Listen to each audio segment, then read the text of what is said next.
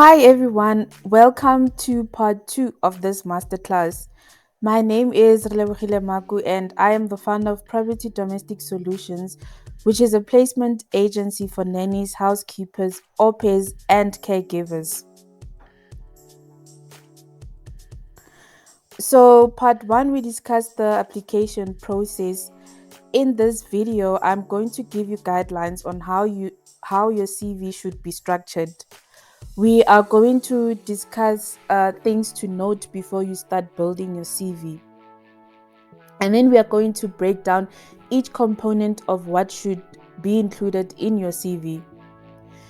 This might be a long video. I'll try to keep it short, but I also don't want to rush through it because the CV is the heart of everything when it comes to job hunting. All the other supporting documents are important, but your CV is the main thing that is essential. Some candidates send reference letters or cover letters when requesting a CV, and that is not ideal because your CV documents most of your work history. But not only that, you are also selling your skills, and the person who is hiring gets to have a sneak peek of who you are.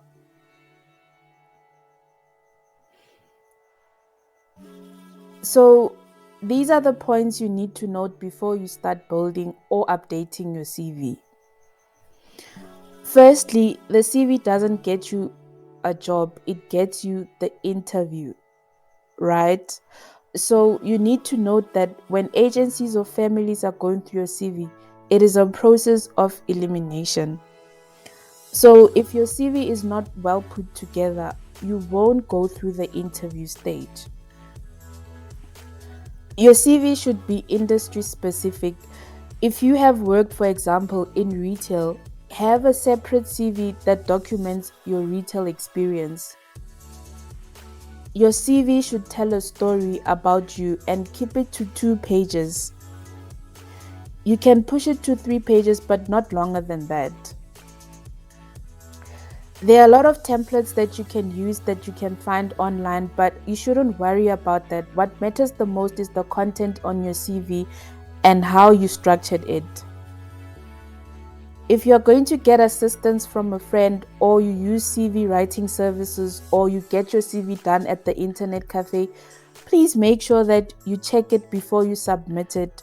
We've had instances where we would phone a candidate, and when we're going through their CV, they realize that there is some information that is missing, and they mention that, oh, that guy at the internet cafe forgot to include this and that. Hey, kwasha kwacima. Guys, this is time consuming. You have to know exactly what is going on in your CV. Lastly, you should use an app like Grammarly to check your spelling and grammar.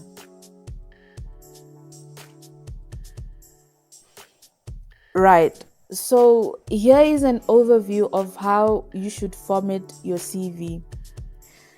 Keep the format simple by keeping to a clean font that can be easily read. The color scheme should also be basic. Black text on a white background is always best. As I have also mentioned, please keep your CV to the point, 2 to 3 pages maximum. Just remember that we go through hundreds of CVs per job post. Use bold headings to dive into the sections of your CV.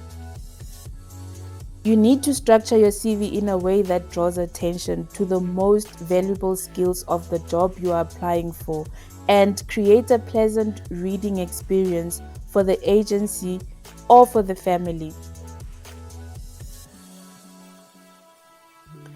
Before we get into each section, your name and contact details should be at the very top of your CV so that agencies or families should be able to contact you.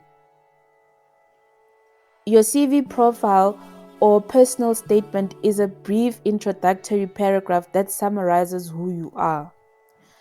It should be a short paragraph that is going to grab the agency's or family's attention. A bullet-pointed relevant skills provide a snapshot of what you have to offer.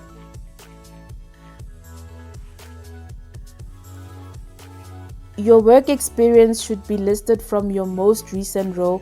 And just a side note, please make sure that your reference letters date match with what you have on your CV. You must include your other experience that is not industry related at the end. Your education should be listed at the bottom of your CV. References can be given when requested. It is not necessary to include them on your CV. Right. Now let's take a look at each section. Don't include any other personal information besides your number and email address. You must also not include your full address. The location is just fine. The summary of yourself should include your experience, skills, and knowledge. You must use this section to grab the reader's attention. In the first line of the duties, you should be specific about the children's age for childcare roles, the number of rooms for housekeeping duties, and be clear for caregiver roles whether you are looking after an elder or special needs child.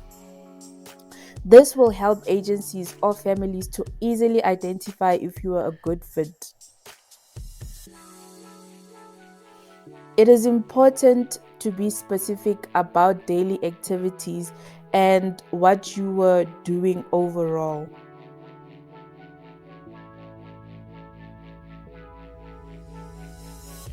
So the question is, should you put a picture on your CV? I personally don't recommend you to include a picture on your CV, especially in the times we are living in where there are scams and everything that's going on. However, I understand that in this industry that most families do want pictures, so I recommend that you should have a professional picture saved on your phone. Should they require it and you feel comfortable in sending it, then please make sure you send professional pictures. Make sure that it is a headshot picture and the background is clear when you are taking the picture, and take the picture during the day when there is natural light.